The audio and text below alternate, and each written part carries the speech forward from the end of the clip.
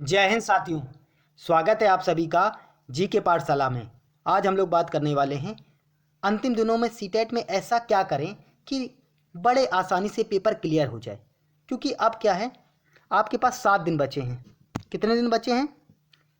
7 दिन बचे हुए हैं। और अंतिम 7 दिनों में हम क्या ऐसा करें कि पेपर बड़े आसानी से क्लियर हो जाए। तो मैं इस वीडियो में पूरा का पूरा बताने वाला हूं। अगर आपने उस तरीके से अंतिम दिनों में तैयारी की तो निश्चित रूप से आप आराम से सीटेट पेपर क्लियर करने वाले हैं और बहुत ही ज़्यादा अच्छे नंबरों से। चलिए बात कर लेते हैं ये फार्मूला क्या है, इसकी बात कर ले। 7 × 7, ये फार्मूला क्या है 7 × 7 का? देखिए अब हमारे पास दिन कितने बचे हैं, लगभग 7 दिन बचे हैं। क्योंकि 2 दिन भाई एडमिट कार्ड निकलता है और एक दिन पहले नहीं पढ़ाई हो पाती, तो लगभग हम लोग के पास कितने दिन, 7 दिन बचे हुए हैं। 7 दिन का किस प्रकार से उपयोग करें कि बहुत ही अच्छे नंबर लेकर आएँ। हमारे पास दिन बचे हैं 7 और सब्जेक्ट कितने हैं, विषय कितने हैं? विषय हम लोग के पास हैं 5। विषय कितने? विषय हैं 5 और दिन कितने बचे हैं 7। तो हमको क्या है, बात कर लेते हैं आगे। अब देखिए विषय विषय कौन कौन से हैं। पहला है सीडीपी हो गया, ईवीएस हो गया, हिंदी हो गया, मैथ हो गया और इंग्लिश हो गया। कोई ले लेता है इंग्लिश और कोई ले लेता है संस्कृत। अब हमारे पास विषय हैं, टोटल कितने विषय हैं? 5 विषय हैं।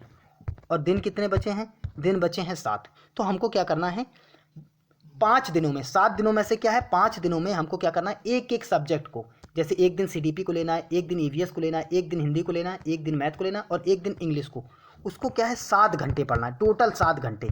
एक दिन में क्या है, एक विषय पढ़ना है। जैसे आपने पहले क्या करें, सीडीपी पढ़ा, पहले क्या क्या पढ़ना, पहले दिन क्या पढ़ना चालू किया, सीडीपी। तो ये लगातार आप क्या करेंगे, 7 घंटे इसको सीडीपी को पढ़ेंगे। सीडीपी को एक दिन में पूरा सीडीपी पढ़ना है 7 घंटे लगातार। और 7 घंटे में पूरा जितना भी आपके पास आपके नोट्स रखे हैं या कहीं से वीडियो आप देख रहे हैं, तो पूरा 7 घंटे में पूरा कवर कर लीजिए आप। ऐसे ही दूसरे दिन क्या करेंगे, आप ईवीएस पढ़ेंगे। दूसरे दिन क्या है, आप ईवीएस पढ़ेंगे। तीसरे दिन ऐसे ही क्या करेंगे, आप हिंदी पढ़ेंगे। चौथे दिन क्या पढ़ेंगे, मैथ पढ़ेंगे। और पाँचवें दिन इंग्लिश या संस्कृत पढ़ेंगे। पाँचवें दिन क्या पढ़ेंगे, इंग्लिश या संस्कृत पढ़ेंगे। तो हो गए आपके पास 5 दिन।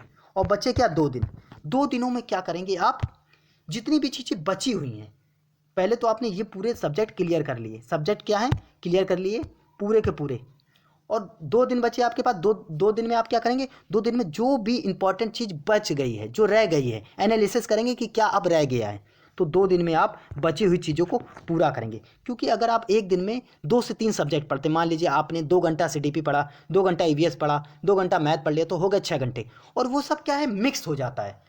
तो उसकी वजह से बहुत ज़्यादा दिक्कत होती है। आप ऐसा लगता है आपको कि सब भूल रहे हैं, लेकिन जब आप एक सब्जेक्ट का एक दिन में रिवीजन करते हैं तो वो रिवीजन बहुत ही अच्छा होता है और काफ़ी समय तक क्या है, चीज़ें आपको याद रहती हैं उसकी। तो 5 दिन ये हो गए और 2 दिन आप एनालिसिस करेंगे कि क्या चीज़ हम भूल रहे हैं और क्या चीज़ इंपॉर्टेंट है। वो सारे विषयों की होगी, पाँचों विषय की होगी। वो क्या है, पाँचों विषय की 2 दिन आप इंपॉर्टेंट चीज़ों को पढ़ेंगे। और फिर क्या है, आप सीधे सीधे एग्ज़ाम हॉल में जाएंगे। अब क्या क्या सावधानी रहनी चाहिए पेपर देने से पहले।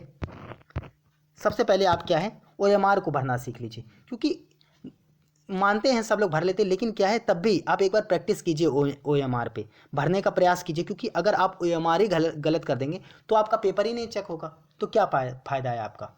और दूसरा क्या है, दूसरा आपको ये करना चाहिए, कुछ नया ना पढ़ें। अब क्या है, अब कुछ भी नया नहीं पढ़ना है आपको। कुछ नया नहीं पढ़ना, जो पुराना है उसको बार बार रिवाइज कीजिए। जितना आप रिवाइज करेंगे उतना ज़्यादा वो अच्छा हो जाएगा आपका। और तीसरा है, ज़्यादा से ज़्यादा रिवीजन करें। ज़्यादा से ज़्यादा रिवीजन, जितना रिवीजन आप करेंगे उतना ज़्यादा बढ़िया होगा। और अपने आप पर विश्वास रखिए, अपने आप पर कॉन्फिडेंस लाइए और विश्वास रखिए अपने आप की, मैं कर सकता हूँ। I can do it, I can do it, मैं कर सकता हूँ।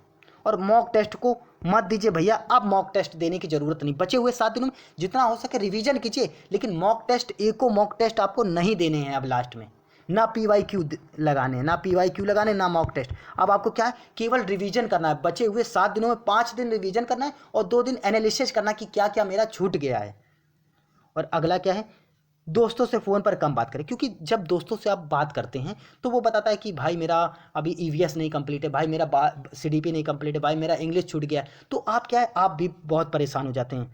आप भी बताते हैं, वो कहता है कि मैंने ईवीएस पूरा कंप्लीट कर लिया, मैंने ये पढ़ लिया, मैंने वो पढ़ लिया, चाहे उसने पढ़ा हो चाहे ना पढ़ा हो, लेकिन आप डीमोटिवेट वहाँ से हो जाते हैं। तो दोस्तों से एग्ज़ाम टाइम में थोड़ी सी दूरी बना के रखिए, और बात अगर कर भी रहे हैं तो पढ़ाई से रिलेटेड बात ना कीजिए कि मैंने आज इतना कवर कर लिया, तुमने कितने किया, तुमने इतना कर लिया, अरे मेरा तो अभी ये भी छूटा, मेरा ये भी छूटा। तो आपको बहुत ज़्यादा टेंशन होगी, और टेंशन में आप क्या करेंगे, डीमोटिवेट हो जाएंगे और अपना पेपर गलत करेंगे। तो उससे ज़्यादा क्या, आप मोटिवेट रहिए, आप जितना पढ़े हैं सॉलिड है सब, और आप अपने पे विश्वास रखिए और ज़्यादा से ज़्यादा रिवीजन कीजिए जितना हो सके।